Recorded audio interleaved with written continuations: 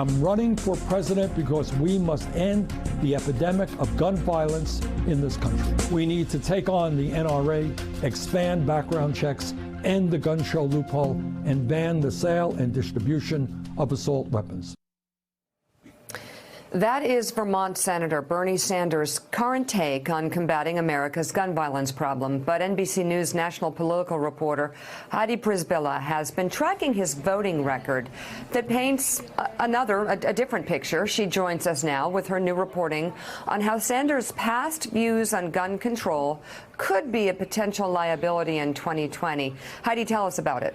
That's right, Mika. Bernie is really the top pick for young Democrats, but he is being greeted skeptically by some of the most powerful leaders in one of the most powerful new constituencies in the Democratic base, which is the gun safety advocates. NBC News has spoken exclusively with Sandy Phillips, who is the mother who lost her daughter, Jessie, a 24-year-old daughter, in the Aurora mass shooting. And she says that she is not forgiving Bernie Sanders for his 2005 vote supported by the NRA that gave broad legal protections to the gun industry. Mika, listen to this. She was in her home, moving out of her home, because she says this law helped bankrupt her family because she had to pay the legal fees, not only her own legal fees, but the legal fees of the ammunition producer that sold her daughter's killer 4,000 rounds of armor-piercing ammunition over the internet without a background check. Now, to be clear, Sanders ultimately did reverse his position on this law, but she says it wasn't until 3 days before the Iowa caucuses when he was backed up against the wall and was essentially forced into doing it. He was being attacked by Hillary Clinton about it. And she's just skeptical, and she's not alone. I also spoke with Shannon Watts from Moms Demand Action. They're just skeptical, given the late conversion, that this will really be a priority for him as president.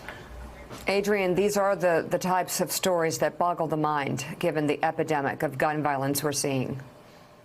Yeah, you're right, Mika, and I'm glad that Heidi uncovered this story. This was an issue that we really focused on in 2016, especially when it came to white college-educated suburban women, because as we know, gun safety and stronger gun laws are of top of mind to a lot of these voters, and it was hard oftentimes to get not only the media, but also, frankly, voters to really take this issue seriously. My question for Heidi is, do you think this time is different? Do you think that Bernie Sanders, now that in a field of, potentially 2021 candidates, is an absolute top-tier frontrunner, do you think that this is an issue that will be taken more seriously and might have more of an impact on his standing in the polls going forward? I do think there's more of an awareness. Adrian, you know this, given the Parkland students and the marches, there's more of an awareness of the gun issue.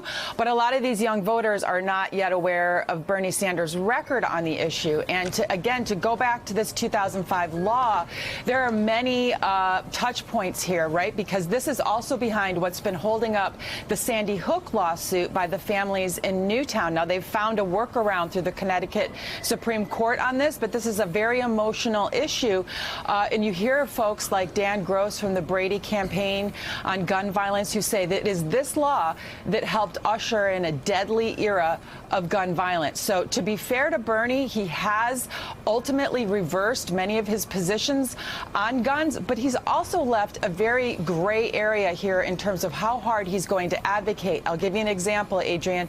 There was a letter that went to Senator Lindsey Graham in the Senate that said, please take up the background check legislation that passed the House. This was historic. It was the first time in a generation that we have background check legislation. Every single senator running for president signed that, Democratic senator signed that, except Sanders. So there is still evidence that he is not, in their minds, fully advocating as hard as he can on this issue. And so he will be pressed on it for sure. Wow. You know what's so important about this, Mika, is that a lot of people that don't follow this closely may believe that the NRA is still the king of the hill as far as contributions go. Of course, we're going to have a reporter who did an in-depth look at just how bad the finances have been at the NRA for years now, how the top 3 or 4 leaders in the Washington, D.C. lobbying branch have actually possibly stolen Yep. or misdirected millions and millions of dollars from hardworking, dues-paying NRA members. We're going to talk about that next week. But one of the impacts of this is that the NRA, because of all the financial mismanagement by the Washington lobbyists that run the national organization, they were outspent badly by gun safety groups in the 2018 campaign. And they will likely be outspent again badly in 2020 by gun safety groups. And so issues like this matter more than ever, especially, of course, in the Democratic primary. Heidi Przybyla, thank you so much. We'll be reading your new reporting at NBCnews.com. And still ahead, there's an ongoing fight over the president's financial records. The New York State Attorney General's office has subpoenaed Deutsche Bank, and the House Ways and Means Committee is still going after Trump's tax returns. We're going to bring in a member of that committee, Chief Deputy Whip Dan Kildee, for more on that next on Morning Joe. Thanks for checking out MSNBC on YouTube, and make sure you subscribe to stay up to date on the day's biggest stories. And you can click on any of the videos around us to watch more from Morning Joe and MSNBC. Thanks so much for watching.